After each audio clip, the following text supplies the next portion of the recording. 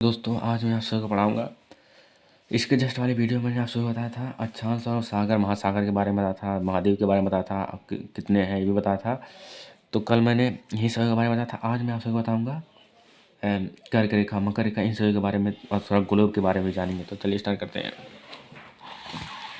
क्या जो टॉपिक है, पहले कुछ पॉइंट जो है मैंने उसे लिख लिया है, उसको पहले बता देता हूँ क्या है। प्रकाश वर्ष, प्रकाश वर्ष को इंग्लिश में हम लाइट ईयर कहते हैं।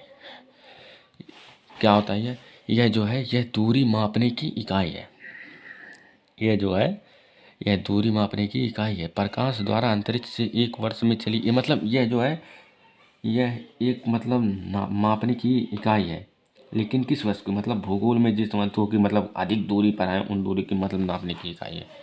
तो यह जो दूरी मापने की इकाई है। प्रकाश द्वारा अंतरिक्ष में एक वर्ष में चली गई दूरी प्रकाश वर्ष कहलाती है। ये डिफिनीशन है प्रकाश वर्ष की, लाइट ईयर की डिफिनीशन है। क्या है यह दूरी मापने की इकाई, यहाँ से नहीं यहाँ से।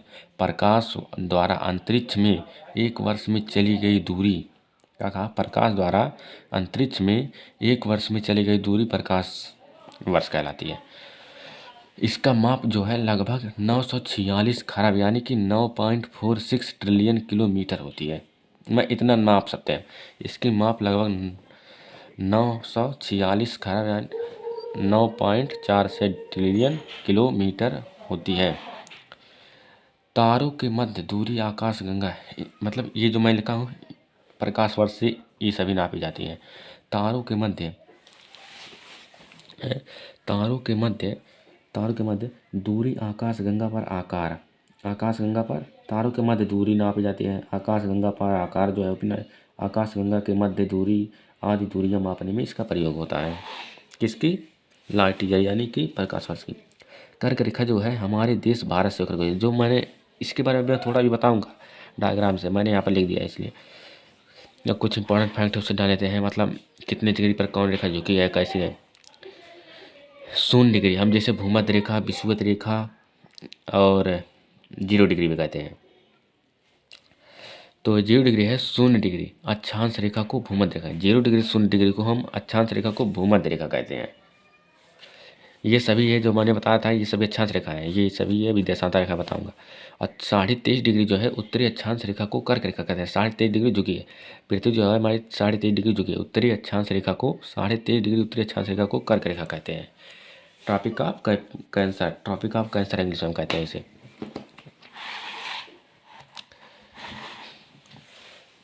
नेक्स्ट पॉइंट का है 23.5 डिग्री दक्षिणी अक्षांश रेखा को मकर रेखा कहते हैं। दक्षिणी अक्षांश कहा था मैंने कि मतलब ये जो है ये ग्लोब है, यहाँ से ये है पूरा भूमध्य रेखा, विषुवत रेखा जिसे कहते हैं। और ये पूरा जो है उत्तरी ध्रुव, ये दक्षिणी ध्रुव है। यहाँ से ये पूरा दक्षिणी ध्रुव है, ये वाला है उत्तरी ध्रुव, दक्षिणी ध्रुव ये उत्तरी ध्रुव।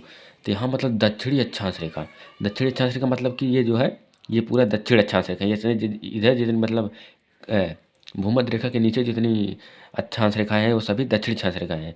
तो 23-23.5 डिग्री दक्षिणी अक्षांश रेखा को हम मकर रेखा कहते हैं। यहाँ पर बता देता हूँ। और ऊपर जो है ये उत्तरी अक्षांश रेखा है, उन्हें हम कर्क रेखा कहते हैं। 23.5 डिग्री और 66.5 डिग्री उत्तरी अक्षांश रेखा को रेखा वृत्त, उत्तर 23.5 डिग्री उत्तरी अक्षांश रेखा को कौन से कहते हैं, रेखा वृत्त कहते हैं नहीं। 23.5 डिग्री उत्तरी अक्षांश रेखा को आर्कटिक रेखा हम वृत्त भी कहते हैं। और ऐसे मतलब यहाँ पर ये वृत्त ही है, हम लोग यहाँ पर मतलब आपको समझाने के लिए ऐसे बनाया, लेकिन यहाँ पर ये वृत्त है। उत्तरी अक्षांश रेखा को आर्कटिक रेखा, 23.5 डिग्री 66 डिग्री दक्षिणी अक्षांश रेखा को अंटार्कटिक रेखा या वृत्त कहते हैं। यहाँ पर डायग्राम से मैं थोड़ा समझाता हूँ। जैसे यहाँ पर मैंने ये वृत्त बनाया है, सर्किल बनाया है यहाँ पर। और यहाँ पर ये जो रेखाएं हैं सब सीधी हैं, यहाँ पर मतलब वृत्त पर है, सर्किल पर है, इसलिए आपको यहाँ पर थोड़ा सा टेढ़ी दिख रही है। लेकिन यहाँ पर ये रेखाएं अगर इसके अनुसार देखें तो सीधी है। तो यहाँ पर ये जो ये रेखा है, ये से हम 0 डिग्री भूमध्य रेखा, विषुवत रेखा, 0 डिग्री हम इसे कोण के एंगल में कहते हैं, और हिंदी में इसे भूमध्य रेखा कहते हैं इस लाइन को। और भूगोल में इसे हम विषुवत रेखा कहते हैं इस लाइन को। इसका 3 नाम है।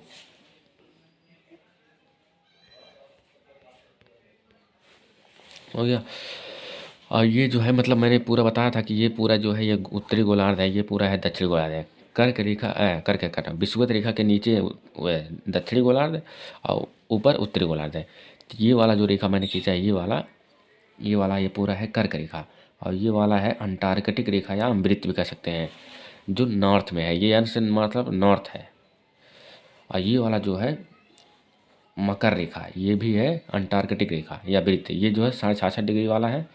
ये जो अंटार्कटिक रेखा है 66.5 डिग्री जो भी है, और मकर रेखा है 23.5 डिग्री साउथ मतलब दक्षिण में।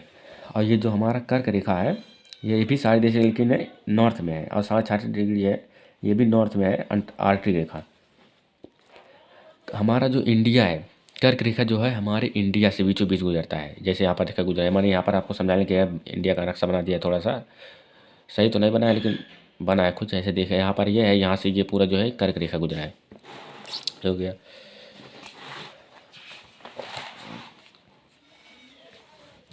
यहाँ पर ये कर्क रेखा किन किन राज्यों से गुजरती है, मैंने वो भी लिख दिया, आया तो इसलिए लिख दिया। कर्क रेखा जो है गुजरात से गुजरती है, गुजरात, राजस्थान, मध्य प्रदेश, छत्तीसगढ़, झारखंड, पश्चिम बंगाल, त्रिपुरा तथा मिजोरम, ये सभी राज्य हैं, इन राज्यों से गुजरती है। 1 2 3 4 5 6 7 8 राज्यों से कर्क रेखा जो है 8 राज्यों से गुजरती है। कौन कौन? गुजरात, राजस्थान, मध्य प्रदेश, छत्तीसगढ़, झारखंड, पश्चिम बंगाल, त्रिपुरा तथा मिजोरम से गुजरती है। कर्क रेखा जो है भारत से गुजरती है, मैंने यहाँ पर समझाया भी, यहाँ पर लिख दिया है। आज से लगभग 15 करोड़ वर्ष पहले, लगभग इस इन सभी में लगभग लगाना जरूरी रहता है। आज से लगभग 15 करोड़ वर्ष पहले, 15 करोड़ वर्ष पहले यह जो है 18 डिग्री पर झुका हुआ है। अब यह 23.5 डिग्री पर झुका है, हो सकता है ये 24 पर भी पहुँच गया हो। कर्क रेखा जो है इसे हम इंग्लिश में, यहाँ पर मैंने बताया कर्क रेखा इंग्लिश में इसे हम ट्रॉपिक ऑफ कैंसर कहते हैं। कर्क रेखा को इंग्लिश में हम ट्रॉपिक ऑफ कैंसर कहते हैं। और जो है मकर रेखा को इंग्लिश में हम कहते हैं ट्रॉपिक ऑफ कैप्रिकॉर्न कहते हैं। अब देशांतर रेखा, मैंने अक्षांश रेखाओं के बारे में बहुत सारी डिटेल जानी है, बहुत सारी डिटेल के बारे में जान लिया, और अक्षांश रेखाओं की परिभाषा भी जान लिया। अब ये देशांतर रेखा के बारे में थोड़ा जानेंगे। क्या है? इंग्लिश में इसे हम लॉन्गिट्यूड कहते हैं। उत्तरी ध्रुव को दक्षिणी ध्रुव से मिलाने वाली काल्पनिक रेखा को हम देशांतर रेखा कहते हैं। लॉन्गिट्यूड लाइन, उत्तरी ध्रुव को दक्षिणी ध्रुव से मिलाने वाली काल्पनिक रेखा को देशांतर रेखा कहते हैं। नेक्स्ट पॉइंट क्या है? प्रत्येक देशांतर रेखा जो है एक अर्धवृत्त का निर्माण करती है। प्रत्येक देशांतर रेखा जो है एक अर्धवृत्त का निर्माण करती है। अभी मैं आपको बताऊंगा डायग्राम से। एक वृत्त बनाने के लिए 2 देशांतर रेखाओं की ज़रूरत होती है। क्या क्या कि मतलब जो प्रत्येक देशांतर रेखा जो है एक अर्धवृत्त का निर्माण, मतलब एक देशांतर रेखा अर्धवृत्त का निर्माण करती है। अगर उसमें एक और देशांतर रेखा जो है तो है एक वृत्त का निर्माण करेंगी। यहाँ पहले मैं समझा देता हूँ। जैसे जैसे यहाँ पर देखो, यहाँ पर ये पूरा जो है एक देशांतर रेखा है, ये एक देशांतर लाइन है। तो अभी तो ये पूरा, और ये वाला जो है मध्य वाला है, और इसे मिलाएंगे तो ये पूरा अर्धवृत्त का निर्माण, और यहाँ से एक लाइन और मिला देंगे मतलब देशांतर रेखा, तो एक वृत्त का निर्माण करती है। तो ऐसे ही जो मतलब देशांतर रेखा है, इनके ध्रुवों के मध्य, अगर ध्रुवों की, ये भूमध्य रेखा है, भूमध्य रेखा से ध्रुवों की ओर जाएंगे तो इनके मध्य की दूरी जो है कम होती है। और अगर यहाँ पर ध्रुवों से भूमध्य रेखा की ओर आएंगे तो इनके बीच की दूरी बढ़ती है। ये दक्षिण ध्रुव है, उत्तरी ध्रुव है, यही सभी है देशांतर रेखाएं। देशांतर रेखाओं की संख्या 360 होती है, क्योंकि 0 डिग्री मतलब सभी रेखाएं 1 डिग्री पर सभी रेखाएं खींची गई हैं। 0 डिग्री के कोण को ही 360 डिग्री का कोण कहते हैं।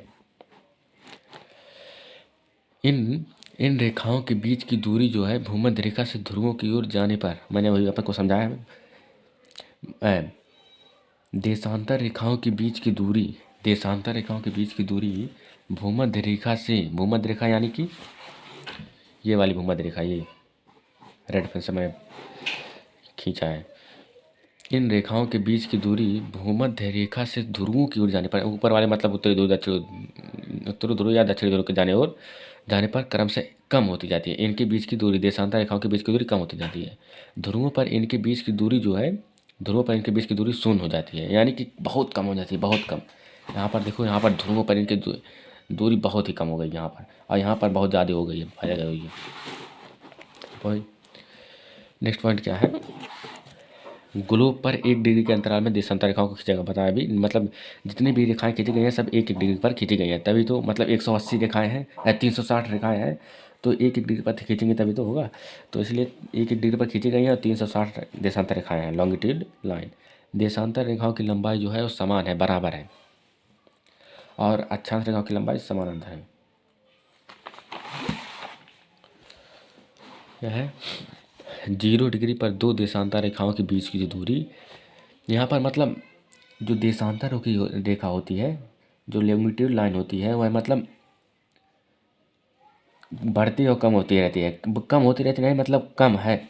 जैसे यहाँ अगर हम भूमध्य रेखा के सापेक्ष देखें तो इसकी दूरी कुछ दूसरी है, और अगर 0 डिग्री के सापेक्ष देखें तो कुछ दूसरी है, 90 डिग्री की देखें कुछ दूसरी है। तो यहाँ पर जैसे 0 डिग्री पर दो देशांतर रेखाओं के बीच की जो दूरी है 111.32 किलोमीटर होती है। 0 डिग्री पर दो देशांतर रेखाओं की, यानी कि उत्तरी ध्रुव या दक्षिणी ध्रुवों पर जो है, या 0 डिग्री पर दो देशांतर रेखाओं के बीच की दूरी जो है 111.32 किलोमीटर होती है। ध्रुवों पर नहीं, या मतलब यार मैं थोड़ा सा गलत बोल दिया, ध्रुवों पर नहीं, ये 0 डिग्री है, ये भूमध्य रेखा है या विषुवत रेखा कहते हैं। विषुवत रेखा पर सबसे अधिक दूरी होती है यहाँ देशांतर रेखाओं की। 0 डिग्री यानी देशांतर 0 डिग्री देशांतर रेखा, यानी कि 0 डिग्री देशांतर रेखा पर दो देशांतर रेखाओं के बीच की दूरी जो होती है 111.32 किलोमीटर होती है। और 60 डिग्री पर दो देशांतर रेखाओं के बीच की दूरी होती है 56 किलोमीटर होती है। 90 डिग्री पर दो देशांतर रेखाओं के बीच की दूरी 0 डिग्री यानी बहुत कम होती है 90 डिग्री पर। देशांतर रेखाओं के आधार पर 0 डिग्री जो है, देशांतर रेखाओं के आधार पर, अक्षांश रेखाओं के आधार पर जो है, तो 0 डिग्री जो अक्षांश रेखा थी मतलब वह थी उत्तरी गोलार्ध और दक्षिण गोलार्ध में बांट रही थी। लेकिन यहाँ पर जो देशांतर रेखाओं के आधार पर अगर देखें तो यह पूर्वी गोलार्ध और पश्चिमी गोलार्ध में बांटेगी। तो देशांतर रेखाओं के आधार पर 0 डिग्री भूमध्य रेखा पृथ्वी के पूर्वी गोलार्ध और दक्षिण गोलार्ध में बांटती है, विभाजित करती है। जैसे यहाँ पर मैंने रेड पर से यहाँ पर कर दिया, ये वाला पूरा है, ये पूरा एरिया पश्चिमी गोलार्ध है, ये पूरा एरिया ब्लैक पर से क्या है, ये पूर्वी गोलार्ध होगा। और ये जो है मेरा 0 डिग्री लॉन्गिट्यूड के अनुसार। भारत जो है पूर्वी गोलार्ध में स्थित है, भारत जो है वो पूर्वी गोलार्ध में है। देशांतर रेखाओं से समय का निर्धारण होता है। देशांतर रेखा जो है उन रेखाओं से हमें समय का निर्धारण पता चलता है, और जो अक्षांश रेखाएं होती हैं उनसे हमें जलवायु का पता चलता है। तो यहाँ पर देशांतर रेखाओं से समय का निर्धारण करता है। तो आज का टॉपिक यहीं तक, कल मैं आप सबको बताऊंगा इन सभी के बारे में और थोड़ा सा डिटेल। तो आज का टॉपिक यहीं तक, थैंक